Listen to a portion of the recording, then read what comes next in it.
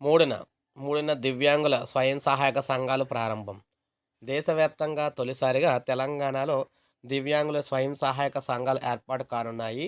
December 3న తేదీన అంతర్జాతీయ దివ్యాంగుల దినోత్సవం సందర్భంగా లాంఛనంగా వీటిని ప్రారంభించేందుకు ప్రభుత్వం సన్నాహాలు చేస్తుంది.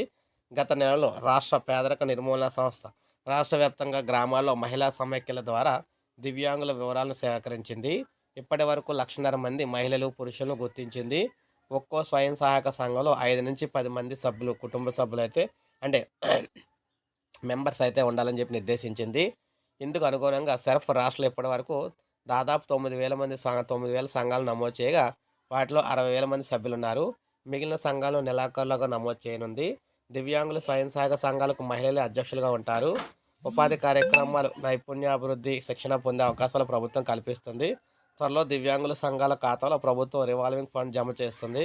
వారం పాటు 32 జిల్లాల్లో వివిధ కార్యక్రమాలకైతే 26 లక్షలైతే విడుదల చేశారనమాట. సో, ఇది మనకి గుడ్ న్యూస్ అని చెప్పుకోవచ్చు. ఒక లైక్ చేయండి, సబ్స్క్రైబ్ చేసుకోండి. మన ఛానల్ సబ్స్క్రైబ్ చేసుకోండి.